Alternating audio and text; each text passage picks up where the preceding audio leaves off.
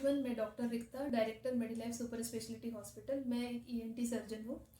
आज हम कान की एक कॉमन समस्या के बारे में बात करेंगे, जो है कान में मैल का होना। तो कान में मैल बनना, क्या ये कोई खतरनाक चीज़ है या ये नॉर्मल चीज़ है? तो पहली बात तो ये है कि कान में मैल बनना ये नॉर्मल ही बनता है। ये बॉडी का डिफेंस मैकेनिज्म है to prevent entry of any insect और any foreign body into our ear. Body अपने आप वैक्स हमेशा बनाता है। हमारे कान में दो पार्ट्स होते हैं। जो बाहर का पार्ट है कार्टिलेजिनस पार्ट, वहाँ पे कुछ सेरुमिनस ग्लैंड्स होते हैं जो कि सेरुमेन सीक्रेट करते हैं। ये एक तरह के सेबेशियस ग्लैंड ही होते हैं, वो वैक्स प्रोड्यूस करते हैं। तो नॉर्मली थोड़ी मात्रा में वैक्स बनता ही है, जो कि चिपचिपा सा होता है, कान की वॉल में बनता है और बॉडी का self defence mechanism, self cleaning mechanism से वो क्लीन आउट होता भी रहता है।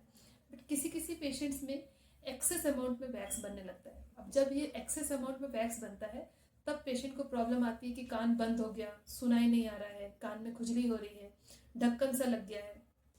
ऐसे व्यक्ति जब स्विमिंग पूल में नहाते हैं या शावर लेते हैं, तो कभी कभी वो वैक्स फूल के और ज़्यादा कान को पूरा टोटली ब्लॉक कर देता है। तब उनको सुनने में और ज़्यादा दिक्कत लगती है, दर्द भी काफ़ी ज़्यादा होता है। तो ऐसे केस में वो कान का मैल कैसे निकाले? तो नॉर्मली लोग क्या करते हैं, अपने घर में तेल डाल दिया या ईयरबड का इस्तेमाल कर दिया। तो क्या ये ठीक है? तो मैं ये आपसे कहना चाहूँगी कि ये ईयरबड का इस्तेमाल करना बिल्कुल भी उचित नहीं है, क्योंकि जब हम ईयरबड से मैल निकालने की कोशिश करते हैं तो मैल निकल नहीं पाता, जबकि वो और ज़्यादा अंदर जाता है। जैसे कि आप देख सकते हैं, ये हमारे कान का एक बनावट है। ये है pinna, this is external auditory canal. ये हमारे कान के पर्दे हैं, टिम्पैनिक मेम्ब्रेन। ये कान की पीछे की छोटी हड्डियां है, ऑसिकल्स। यहाँ पीछे से इनर ईयर शुरू हो जाता है, जहाँ से नर्व्स वगैरह जाते हैं ब्रेन में। तो कान का पर्दा और बाहर पिन्ना के बीच में जो ये रास्ता है, इसे एक्सटर्नल ऑडिटरी कैनाल कहते हैं। अब इस रास्ते पे यदि आप कोई मैल है, हार्ड है अगर, और उसको आप ईयरबड डाल के निकालने की कोशिश करते हो, तो ईयरबड से क्या होता है, वो और अंदर पुश होता जाता है, पुश होता जाता है और हमारे ड्रम पे टकराता है, जिससे धम धम की आवाज़ सी महसूस होती है। तकलीफ और ज़्यादा बढ़ जाता है, निकालना और ज़्यादा मुश्किल हो जाता है। दूसरा तरीका क्या होता है, लोग क्या करते हैं कि किसी ने कान में पानी डाल करके निकालने की कोशिश करते हैं, तो वो भी ठीक नहीं है। पहले के ज़माने में क्या होता था कि कान में हमने पिचकारी मार करके, सिरिंजिंग कहते हैं जैसे, पिचकारी मार के धो के निकालने की कोशिश करते थे। अभी ब्लाइंडली पिचकारी मार के धोना, उसमें भी कई बार खतरनाक रहता है, क्योंकि जो कान का पर्दा है वो इस तरह से पतली सी एक झिल्ली होती है, जो सेमी ट्रांसपेरेंट सी होती है।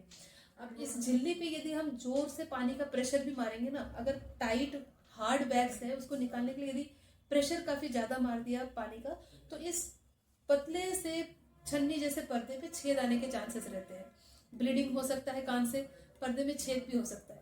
तो सिरिंजिंग करके वैक्स निकालना भी उचित नहीं है। अगर हार्ड वैक्स है तो, अगर देख नहीं पा रहे तो बेस्ट क्या तरीका रहता है? बेस्ट तरीका होता है एंडोस्कोपिक गाइडेंस क्लियरेंस, जिसमें हम क्या करते हैं, दूरबीन द्वारा देखते हुए सक्शन मशीन के साथ में कनेक्ट करते हैं। सक्शन को यहाँ टच करेंगे तो जो सारा मैटर है अंदर का, वो सक्शन के अंदर पुल होता हुआ निकल आएगा। वो सबसे ज़्यादा लीस्ट पेनफुल होता है, केयरफुली किया जाता है, पर्दे को कोई चोट नहीं आती, अंडर विजन होता है, मॉनिटर पे चीज़ें दिखती रहती है। ऐसे में कान के पर्दे की सुरक्षा भी होती है, पेशेंट को डिस्कम्फर्ट भी नहीं होता है, कोई दर्द कोई पेन नहीं होता है, और हमारे कान के पर्दे में छेद होने के चांसेस वगैरह भी नहीं रहते। सबसे ज़्यादा सेफ तरीका यही है कि कान का हमेशा अगर क्लीनिंग कराना भी पड़े तो वो एंडोस्कोपिक गाइडेंस में सक्शन क्लीनिंग द्वारा करा जाए।